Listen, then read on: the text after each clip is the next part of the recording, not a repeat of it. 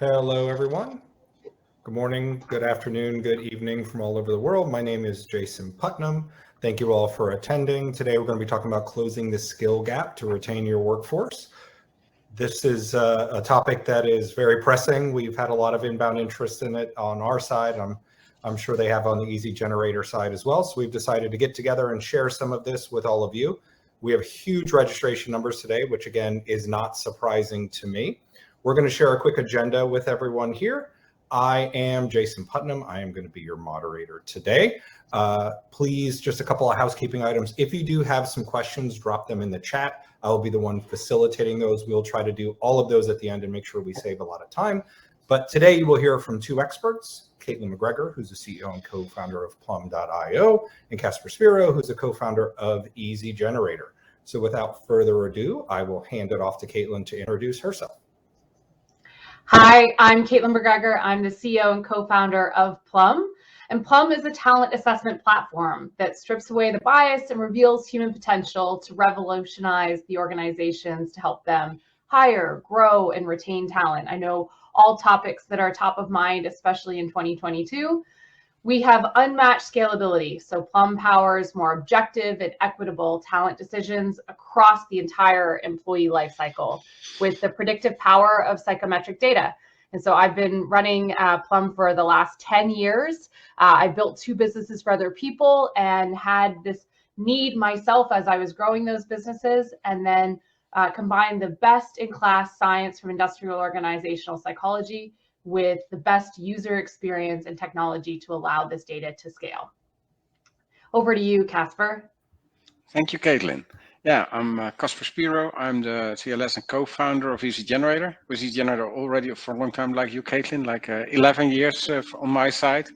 And Easygenerator is an e-learning authoring tool, and it stands out, so it sets itself apart from the competition or the other tools, is because most tools are focusing on instructional designers, so e-learning experts, to create e-learning content, and we do not. So we believe that it's the subject expert who should create the content. So Easygenerator is unique in that sense that it's focused on that user group and very simple in its usage, so anyone can use it and create content. Thank you, Kasper. So I'll kick us off here. I think we can all agree that the talent landscape has shifted. There's been a lot of craziness over the last few years. COVID, the Great Resignation, supply chain issues, demand issues, they're all impacting businesses' ability to attract qualified candidates, attract great workers, and retain some of them. But there's also been this pretty dynamic power shift as well. Companies no longer have the power. The power has really shifted into a candidate's hands. And that, more than any of those compounding factors, is forcing organizations to rethink the deployment of their workforce. And that is exactly what we're talking about today. So please listen closely, and I'll hand it off to Caitlin. Caitlin, take it away. Thank you. Jason, you're absolutely right. While the talent landscape has shifted and power is no longer in the candidates or employees' hands, there is still an elephant in the room that no one is talking about. I'm going to throw a stat out there. In 2021, nearly 48 million people left their jobs voluntarily, which is an annual record. And as we understood it, and as the media understood it, they left in search of more money, better flexibility, increased benefits. But if that were true, why would 40% of those 48 million people already be looking for a new job? It's because at the end of the day, money, flexibility, and benefits are not enough. Don't get me wrong, they're great to have, but they're not what makes a job sticky. They don't increase retention. Do you know what does? Happiness. Finally, what I've been working on for 10 years, what I've been shouting to anyone who will listen, is now front and center. Candidates and employees need to feel fulfilled. They need to be happy. Or guess what? They'll leave. So let's talk about the 40% of that 48 million people who are already looking for new jobs at this moment. While most of the world is shocked by the stat, I'm not. And here's why.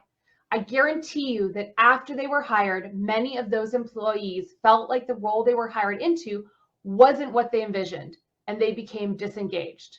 So what happened? How did the bright, positive recruits who seemed so energetic and excited about accepting the position become disenfranchised so quickly? What was the disconnect?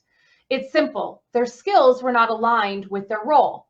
Most recruited employees are placed in roles based on their education, their experience, their credentials, all things that took place prior to engaging in their organization, this new organization. They were hired based on assumption that experience of their past was a good predictor of future success. But that's a one-sided view. It only considered their hard skills and completely ignored both the soft skills and what drives and drains them. All things not ascertainable in a resume alone. And what we find is this lack of understanding of a full person, just knowing their hard skills and not their soft skills, understanding what drives them and what drains them. It's often putting people into roles where they're not going to thrive. And when they don't thrive, they're 10 times more likely to look for a new job. What's scary is that we know that they're 10 times more likely to leave, and yet when you dig deeper, only 10% of organizations have tools in place to gather skills-related data and to develop profiles on their employees that are later mineable, able to quantify. That means that 90% of organizations don't have the tools to evaluate whether or not they're matching people to the right roles. Did I tell you that it was an elephant? Because it's 90% of jobs.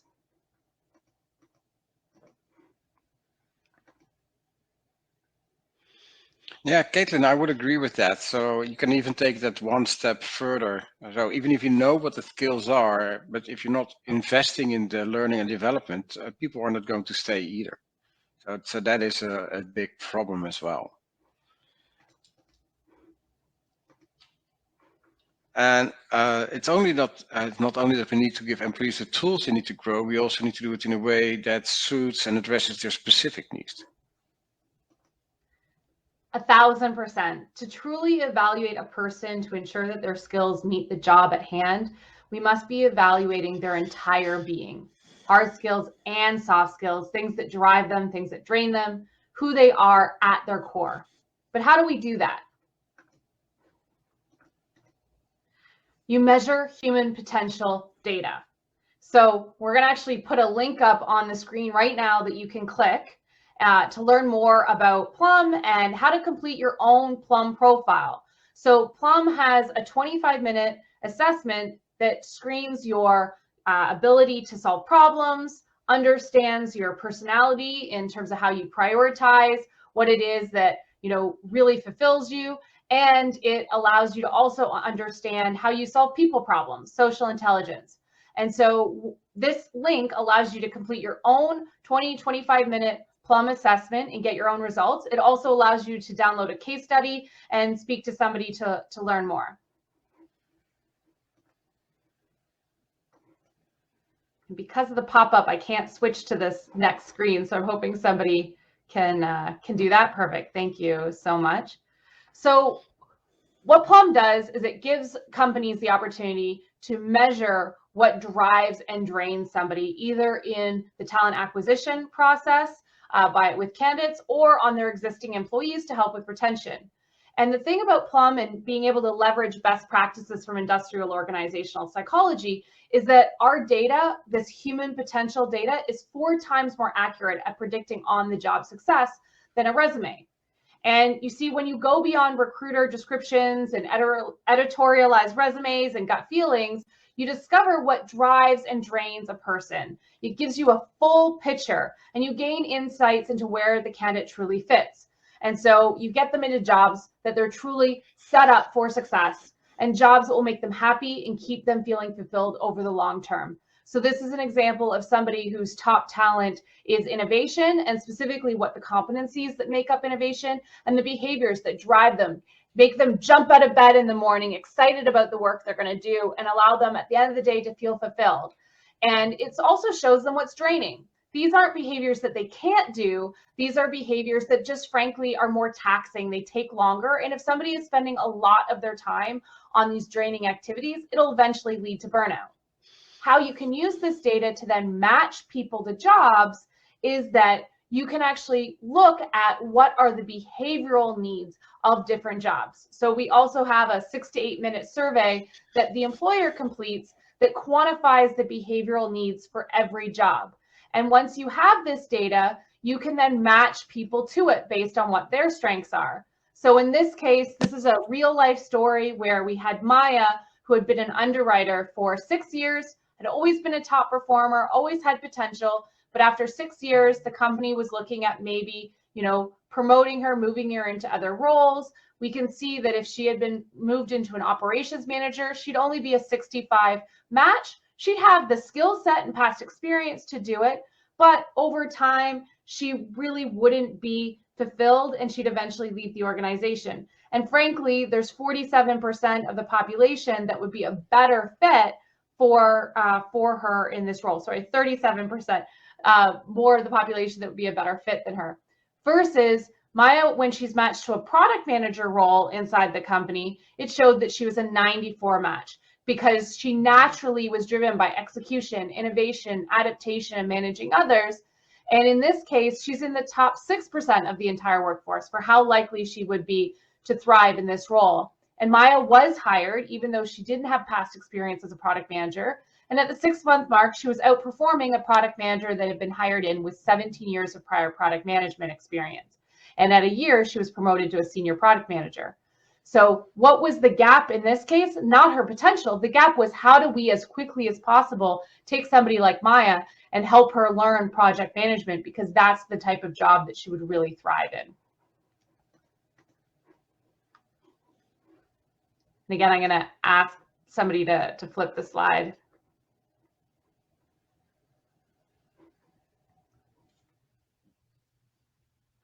Kasper, over to you. Yeah, okay, sorry. Yeah. So, so indeed, if you have the right people in the right roles, you need to have to give them the proper tools, the resource, and the training to make sure that they stay successful. And that, of course, is different for each individual. But it's really important to keep them engaged. And one of the best ways to keep them engaged is to actually give them like a personalized learning experience that it really matches their needs and one that complements their unique skills. And those unique skills is also something that Easygenerator is focusing on, because we are an authoring tool for subject matter experts. So we empower them to share their knowledge, and in that way they can actually show to the rest of the organization their expertise, and they can sort of make sure that everybody recognizes them as being an expert. And that is also something that will help you retain them in your company. So sorry, now I can click. So if you look at it, it's part of a big trend, in fact. So as an example, I took the television, the world of television, but you can apply this to many, many industries and many areas like travel or whatever. But let me focus on the television first. So if you look at television, in the old days, you have what I call the broadcasters. So the network stations that are broadcasting TV programs. They are pre-programmed, and you as a viewer have to follow their lead. They determine what's on, they determine when it's on, and you can only watch it in principle via your TV. So it's a fixed program, and you are basically a passive viewer. You have to follow them. So over the years that changed, and so Netflix was one of the first. There were a couple of other developments in between, but basically we got Netflix and all the other tools like Netflix. And they are different than the broadcasters. I call them the streamers. And why are they different? For a large part, it's the same content. So the same movies, the same series that are actually broadcasted are on Netflix and HBO Max and Disney. But there's a big difference.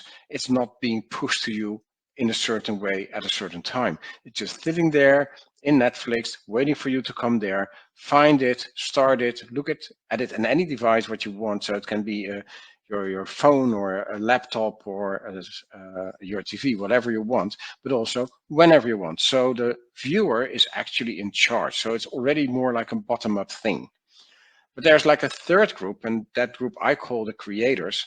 And that is where the viewers, the people who are actually viewing the content, also become the creators. So that's why I call this group the creators. So with YouTube, you have that. The people who create the videos are viewing the videos and the other way around.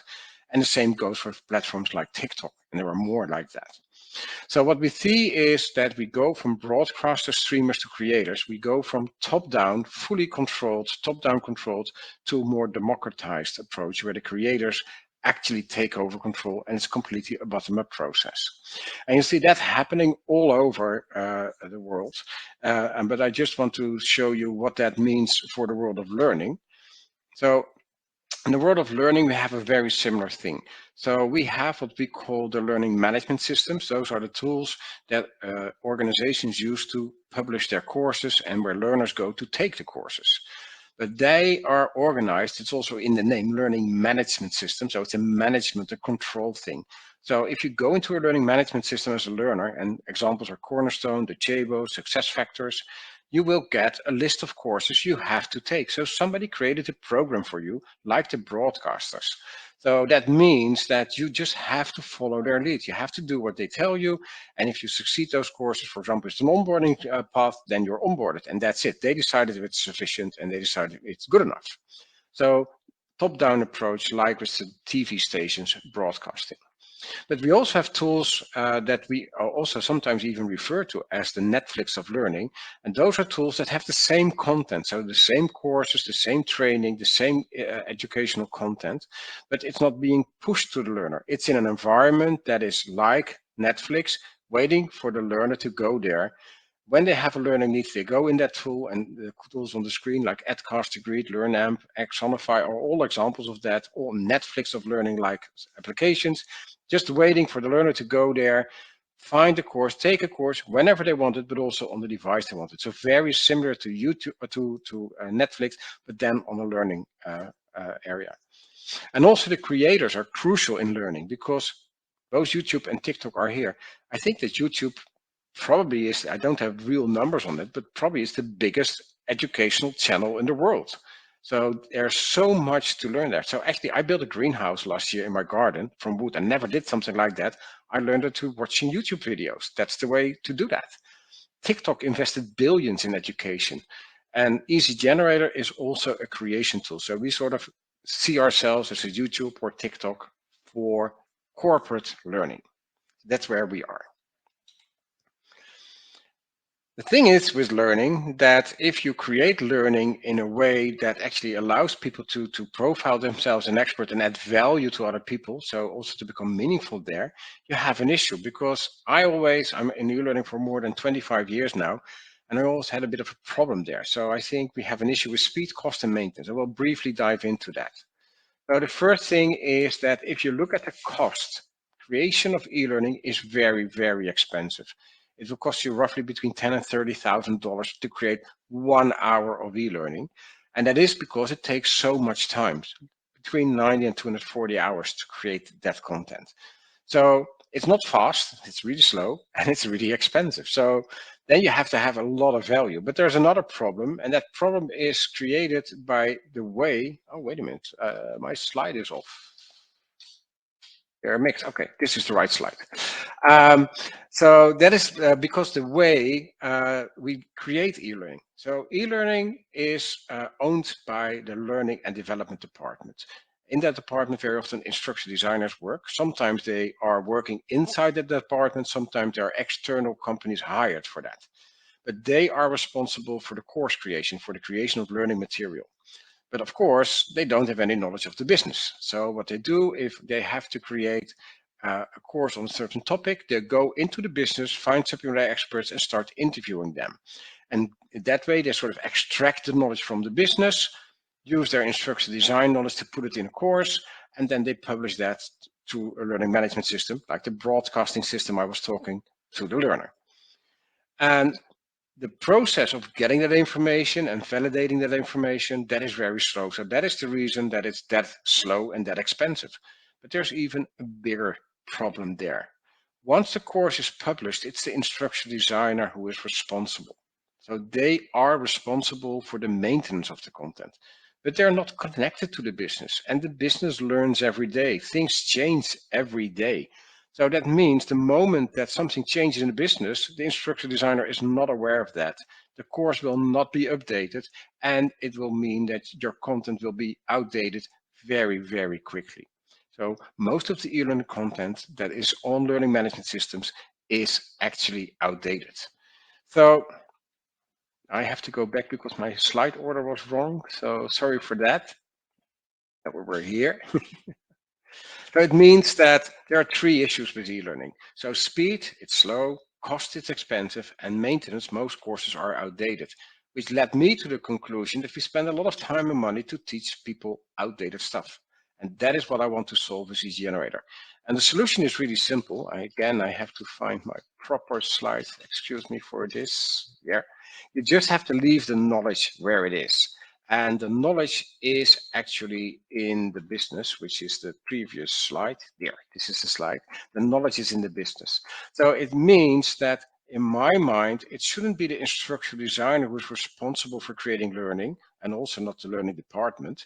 It should be the subject matter expert. It should be the people in the business, because that's the only way to create that content in a sustainable way. So we actually have data from our customers. For example, T-Mobile tells us that they create 5 times as much e-learning with Easygenerator and this approach for like 25% of the budget. So that means it's more 20% more effective than they did in the old school approach. So it's faster and it's cheaper. But the biggest advantage in my mind is not that, which was already huge, but the biggest advantage is that the business is not only responsible for the creation of the learning, they're also responsible for keeping it up to date. And if I'm a subject matter expert and I'm working and something has changed, or I learned something, I get a new insight, all I have to do is go into Easygenerator, update the course, hit the update button, and it's live. So that is the only way that you have a chance to make e-learning content that's actual and up to date. So we already covered these. That brings me to this.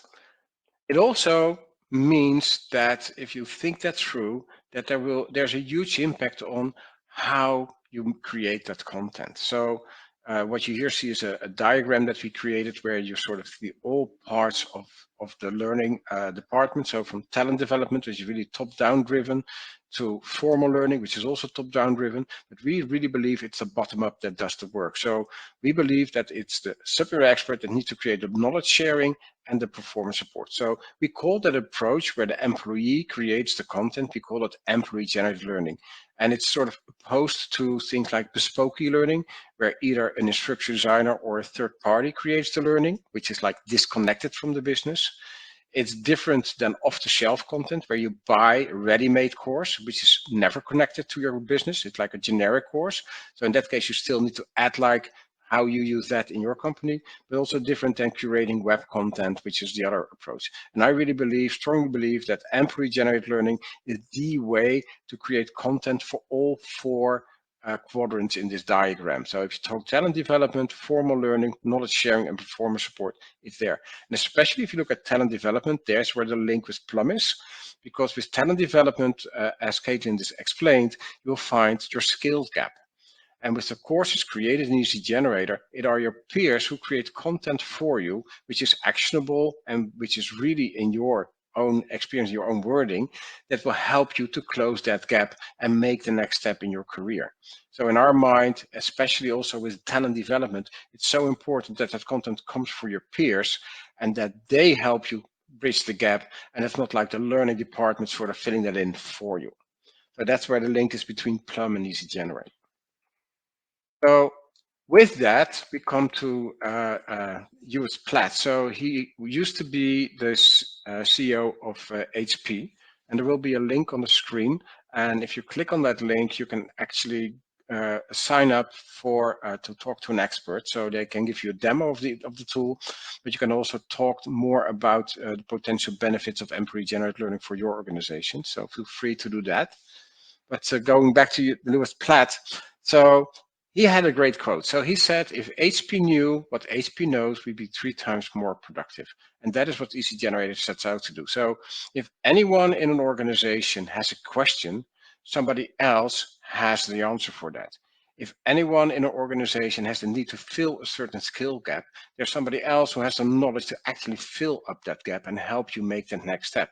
So I'm not sure if you would be 3 times more productive, but I do know if every question would be answered immediately, and if every skills gap would be filled immediately, we would be significantly more productive. So that's what I really, really believe in. Over to you, Caitlin. You're on mute. So the message for today is focus on people. If you can quantify people's potential and put them into roles where they'll thrive, you can then use Easygenerator to fill in any of those skills gaps and get them up to speed and upskill them and support the growth and development faster. You know, if we can really focus on seeing people for who they are and really understand what, you know, drains them, but also more importantly, what fulfills them, we can then hire people, grow them, and invest in their learning and development, and really equip them with tools they need to succeed, and therefore a better working environment, one that empowers individuals to utilize and grow their skill set. And so now we're going to conclude and flip things over to the audience for any questions. Yes, thank you too. This was fantastic, and it's really easy to see the connective tissue between the two corporations. So I love that. We do have some questions that have come in. I will field them. If you have additional ones, please feel free to ask. So I'm going to look at them and then decide to give it to either Kasper or Caitlin. Caitlin, this one for you first. How do I find out what my drivers and drainers are, and how can they be used to help me succeed in a role? So for those people who register to take their own Plum assessment, who may be candidates or potential employees, versus an employer who may be on here. And if you're an employer, you're probably also an employee. So I think there's a lot of overlap there. Yeah, so the best thing is to click on the link that we provided. I think we'll be following up with it as well. So we offer to individuals a completely free psychometric assessment. So this 20 to 25 minute untimed assessment that, through measuring your problem solving ability and your personality in a way that you can't fake or game, that really focuses on how you prioritize your behaviors and looking at social intelligence, how you solve people problems, we're able to take that data to then provide a profile that focuses on 10 universal talents. So everybody gets quantified on those. And what we do is surface immediately. You get your own report with your top 3 talents. And so if you go on LinkedIn right now and search Plum top talents, you'll see that by the hour, people are sharing and showcasing their top talent and putting a link to a public profile if they want to make it public that talks about those top talents, those top areas that drive somebody. It's a great way of getting better self-awareness and being able to have a language and a set of descriptions as to what makes you exceptional. But it starts with taking that universal assessment. You only have to take it once. You can retake it once a year if you want, but this data is incredibly predictive and stable over time. So we encourage you to go complete your own Plum profile, share your own results on LinkedIn if you'd like, and it's a great opportunity. What we've done for people attending this is that we've gone a step further than what we offer as a free profile to candidates. And we've unlocked people's talent guides, which is a professional development guide that shows you beyond your top 3 talents, all 10 of your talents in order of priority. So you're going to see, your top talent might be innovation, and then execution, and then teamwork. But you may have others that are more draining, like conflict resolution or persuasion. And so you'll get all of those insights in terms of each talent, the competencies and behaviors, and the specific pieces that are the ones that fill your bucket and the ones that are more draining. And so you've access to that if you go through the link that we provided. Awesome, thank you. And it looks like as I'm, mining these questions here, there may be a follow-up one to that. Since you're on stage, we'll follow up with that. And that is, what's the best way to determine the skills needed to succeed in a role? How can I align my team? And I'm assuming this both means from a candidate acquisition, talent acquisition perspective, but also maybe talent management. How can I align my team on the skills needed for a role? Yeah, so just like we're able to assess which behaviors somebody innately has, we also have a 6 to 8 minute assessment that the employer completes about a specific role. And so everybody's familiar with KPIs, key performance indicators. You know, the exercise of KPIs are imagining what does success look like a year from now? And, you know, we can't have somebody be good at everything. What's the most important? What's the least important? And getting that short list of priorities. Well, what we've done is taken that same process of quantifying KPIs, but we've done it for behaviors, KBIs, key behavioral indicators. In, you know, 6 to 8 minutes, people that are job experts that understand what success should look like 6 months or a year from now, we have them independently go through and complete the 6 to 8 minute questionnaire that narrows down which behaviors are most critical for the role. And then it outputs of our 10 talents, which 5 are most important. Do you need somebody high in innovation, or do you need somebody that's high in persuasion or teamwork or managing others? And we get this really strong visual representation of what it is that requires somebody to do in order to be successful in the role. But we curate that opinion. So it's not just one person, it's who are those people that would be on an interview panel? The manager, maybe the manager's boss, maybe an HR business partner, maybe a couple of top performers. And what we're looking for is curating the opinion of these different job experts and understanding, you know, where's the alignment? What does the group, based on their expertise and understanding of the role, say is most critical for the role? And then it's about matching people to it. So we saw before, you know, the 94 match for the role. That's the first and foremost, the most important piece to do, because that data is 4 times more predictive than a traditional job description and resume. You know, it's not about chock-full full of descriptive words. It's about understanding what behaviors, if somebody demonstrates these behaviors, if they're naturally excelling in these behaviors, would make somebody successful. That's step 1. Then based on who you're bringing in, you can then say, hey, they're a 94 match for a product manager, but then, you know, where are they in terms of beginner, intermediate, advanced with the different hard skills that are needed for the role? And that can help you map out what type of content they need to consume. And that's where, if you have peers that have generated that content with a tool like Easygenerator, you're able to quickly upskill them on the missing gaps, because we can teach hard skills. We can teach those type of pieces, but you're not going to teach somebody to be fulfilled and naturally be that person that's always coming up with out of the box ideas, because innovation is a key requirement for that role. Great, thank you. And there was just a couple of comments in the chat. And then some questions, I think, for Kasper. Caitlin, we may come back to you too. Some people were saying they didn't have time to click on those links, but we'll make sure there's a follow-up, or we'll drop them in the chat as well. All right, Kasper, this one's for you, I assume. And it says, with employee-generated learning, how do you control the quality of the content? So the follow-up is, like, what if the content's bad? Or not accurate, a good question, you know, and a big something question along those lines. So the first thing to be aware of, probably that good is often good enough. So instructional designers sort of go for perfect. And a great example is that in the old days, if you would use video for e-learning, it was like the most expensive thing you could do. It would like be $100,000 at least. I have the script, videos, actors, everything. What we do right now, we get our phone, shoot a video, put it in, and it's good enough. Because it's all about the content. It's not about all the other things. So first is the quality. It's like, it's not like a fixed standard. So that's one. Second thing is people really look a lot like at governance to actually control quality, but that works only to the publication. As I said, the maintenance is really important. So you need to look at the whole life cycle of content. But the thing is that you can also ask yourself, what was the quality control before ETL? So before employee-generated learning. Very often people are just sharing information across the coffee machine or through horrible PowerPoint decks. So now it becomes even better because it's transparent. But the quality, actually, what we find is, so we have reports from our customers saying that the quality, the content quality is really, really high. And the thing is that we get reports that courses created by peers for their peers, they have higher completion rates, higher success rates, and higher NPS. And the other thing is that we do everything which is in our power to help them. So People in the companies themselves are guiding people. The instruction designers do play a role, so they can guide them. But also with Easygenerator, we give people onboarding sessions. We do webinars on how to create better e-learning. We have tools built into Easygenerator that will help you, for example, create proper learning objectives.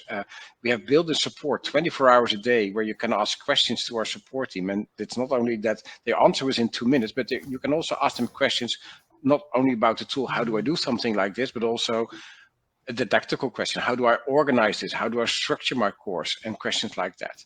So I think that that's sort of the two sides of the story. So the quality, so the level of quality shouldn't always be as high as you maybe have in your mind. And the other one is that we see it's really good quality already, and we do anything in our power to sort of support people to do the best job possible.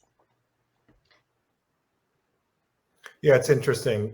So this is me in my moderator role, not asking a question from the audience, but I'm assuming that if I was creating content for my peers, employees, people above me, like whatever that may be, I may take it a little more seriously, even though I'm not getting paid for it, than an outsider. Yeah, so that makes a lot of sense. Yeah, by the way, that's right, really important question. because what we actually, what you do, if you put the name of the person who creates a course on it, it's already a guarantee for better quality. Because if Jason, if your name is on a course, you think twice before publishing something really bad. And we also sometimes mark courses as employee-generated learning, so people know that it's not like officially approved content. So there's also a responsibility on their own side. Yeah, and I think it goes back to your greenhouse story from YouTube. I'm sure it wasn't a professional production company who put those videos together that taught you how to do it, right? So you had a certain level of expectations. All right, one more question for you, Kasper, at least as of now, and I think it's a great one. It's how do you control governance with this? With this type of content. Again, also a big question and a lot of things to ask. So first, governance is there for two reasons. And a governance process through a learning department, which is often applied, doesn't really make sense because the people in the learning department, they can only view at a course from a didactical perspective. Is it didactical sound? So you can do that check, but it doesn't prove that the content is right. And that's where the concern is. So for example, we have hospitals using Easygenerator, and if they would have the wrong information, people could actually die from it. But that is the governance what you have in Easygenerator. We have a great functionality that allows people to review the content. So I can just, with one click, invite you and Caitlin to review my course. If you make a remark, it's being fed back into my authoring tool. And I actually, again, use my peers to help me check the quality and improve the quality. And it's a bit the Wikipedia story. So there was a research where Wikipedia was compared with the Encyclopedia Britannica, and it actually turns out that Wikipedia, which is just content created by people, is more trustworthy and is more accurate than the big encyclopedia where thousands of people are working on from a professional point of view. And it's just because the people, they are controlling each other, they are checking each other, and they're working on it. And it actually is a really, really powerful mechanism to get great content. And the other thing is that because it's publication done by a peer, somebody you know you can relate to, if you see that something is missing, if you see that something is incorrect or things like that, we see a way higher flow of information coming from the learner back with feedback to the author, how they can improve their courses even. So also that it doesn't stop after being published. You see courses evaluate over time and becoming even better than they were when they were published. Yeah, I really see a lot of the connective tissue with what Plum does and what Easygenerator does, because people are going to want to be upskilled, either in hard skills or soft skills, or if they have gaps and they need some coping mechanisms, being able to look at that content is critical. All right, Caitlin, this one's for you. I'm sure it's from the States, but I'm also sure it's pretty applicable globally. And I'll just summarize it because I know you're familiar with it. Yes, but there's this law coming out around AI in New York City or New York State. So, number one, how should we think about that? Summarizing the question. And then number two, like, how does Plum talk about those laws? Because I know there's also— Yeah, so there's a new law coming out of New York City at the beginning of next year, restricting the use of AI in employment decisions. And we support that anything used in the selection process should be audited for bias. And that should include everything. I mean, when we talk about resumes, like, what's the bias in there? It's incredible when you start looking at the status quo process and just how much bias exists in today's status quo, let alone the technology that's being introduced to try to remove that bias. But we also believe that, any algorithms that are created should be based on good theory, ample evidence, and testing. And this process should be overseen by experts in the field. And we follow that process. That's why we, have on staff, in terms of everything we built, are led by industrial organizational psychologists. We've automated what a PhD in industrial organizational psychology would do. None of what we do is a black box. Everything that we do is transparent, can be explained. And, we want to challenge the existing selection process and force it to up its game so that we really are able to move to a process where we're eliminating that bias. So we welcome in the inclusion of any of these checks and balances, all these audits, to ensure that what people are claiming actually does what it's supposed to, which is remove bias. In our case, when our customers use Plum, we've seen an increase with Whirlpool, for example. They've increased the amount of underrepresented minorities being hired by 78%. When we eliminated resumes with Scotiabank in their campus recruitment process, they increased the number of underrepresented hires by up to 60%, while other banks were only pledging 40%. So, we're constantly using best-in-class science. We're making sure that it's transparent. We're making sure that it's audited by experts in industrial organizational psychology. And we welcome these kind of laws to put that pressure on both the status quo as well as new systems coming onto market. Awesome, thank you. So it looks like we're there may be more that come in, but I'm going to put you both on the spot for a minute, unplanned. So this is where we get to see who you really are. Kasper, you get to go first. As you look at Easygenerator, as you look at Plum, but more importantly, take your, be dispassionate about that part of it. Where do you see or where do you want kind of the talent acquisition, talent management, e-learning, the whole employee journey? Like, what's your vision 5 years from now? Number one, where do you think it's going to go? And then is where it's going to go the right place where it should go? So the couple of things there. So the first one would be that something already touched on, that things are moving from top down to bottom up. So what you see, there's more responsibility for development with people themselves, which makes sense, because if I look at the old days, people were working in a job for like 40 years, and then so the company would tell you how to develop. Right now, if I look at myself, I'm almost 60, so Easygenerator is my 8th job, and I think that the millennials will do much more job hopping than I did.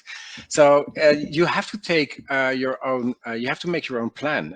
So you are determining what your next step is, and not the company. So it just fits in that whole scheme of things. So moving things from top down, organized by the company, to a role where basically the learning department has to let go of control and facilitate people in learning, and that people take much more their own interest. So if somebody would come up to me with a request, I want to do this course, but it might mean that they would leave in 2 years from now, I would definitely grant that.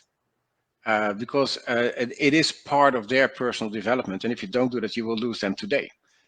So I think that is really important. So and the other thing that is really important is that we are moving. So there is something which is called the 70-20-10 principle, which is really interesting.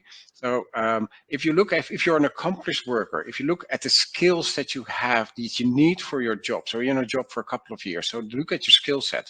Only 10% of your knowledge and your skill come from formal learning. And formal learning is anything from kindergarten to university, any face-to-face training, any e-learning course. All that amounts to 10%. 20% is knowledge sharing, so learning from your peers. But 70% is learning by doing. So you can't become a great sales guy from reading a book. You have to make like 1,000 sales calls and have the talent to make it work. So that is also a really important one. And the learning department, we're focusing on the 10, the formal controlled learning.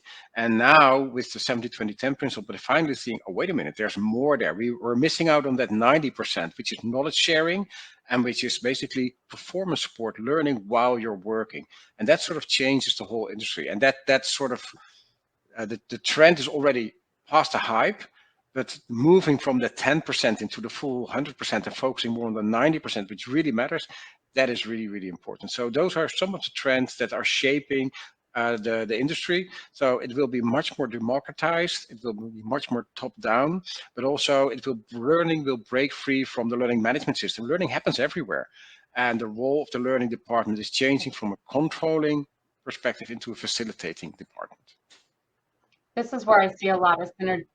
Love it. Caitlin, do I need to repeat the question, or you're good with it? This is where I see a lot of synergies with Plum, because, you know, we also talk a lot about the 70-20-10 rule, because if it's most of the learning is going to come through on the job, you know, I remember 5 years ago, there was this big TED talk about, you know, let's take every coal miner in the world, because ideally we don't have coal miners in the future. Let's take every coal miner and let's upskill them to be software developers. But the reality is that, you know, maybe 1 or 2% of coal miners actually have the innate, you know, the actual, you know, innate transferable capabilities that would make them exceptional to be, you know, a coder. So it'd be great if we could find that 1 or 2% of all the coal miners and then allow them to go through the upskilling, give them the on-the-job opportunity, match them to roles. But the other 98%, even if you give them all the training in the world, they're not going to excel in that role. And so it's really about understanding, first and foremost, the best thing we can do to set people up for success is match them to roles where they're going to utilize those pieces that are innate, those capabilities that already they come to the table with, and then put them in jobs where through that opportunity, take somebody who's never been a salesperson, but if they're strong in persuasion and they're strong in communication, put them into a role and then give them that training, give them that on-the-job experience, and then you could have one of your best future salespeople ever. And so it's, how do you make sure you've got people in the right roles so they're spending that 70% of the time on the activity, and then how do you complement them with filling in the gaps of what they don't have with all of this user-generated learning. The other thing that I think we totally are aligned on is this concept of it has to be bottoms up. I know a big, you know, thing for people at my company, when we think about what we want for the future, we often go back to this thought of, you know, many of us have young kids, and we think about what do we want the reality to be for our children when they enter the workforce. You know, do I care if my son August, who is 11 today, do I care if August is going to be a doctor or a lawyer or an engineer? No, I care that August is going to find a job that makes him happy and fulfilled and that he thrives. You know, if he is able to jump out of bed in the morning excited about the work he does, then that's a huge accomplishment.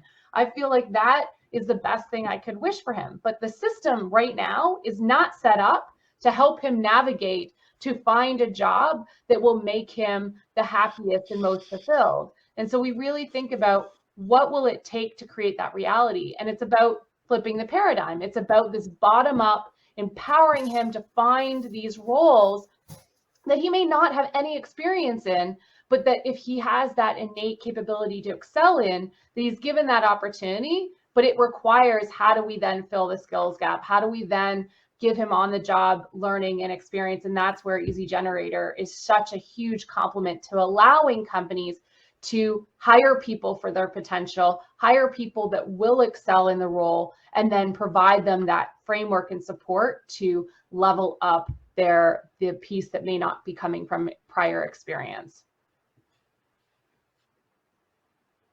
Great answers from both of you. I always find content's great on webinars, but the Q&A tends to be where some of the real gold is to give people the nuggets they need. So it looks like we don't have any more questions here. We will wrap. I want to thank everybody who attended, and also thank all of those who are watching this after the fact. I know we are going to push it out a great deal. So thank you all. Have an amazing day. Thank you.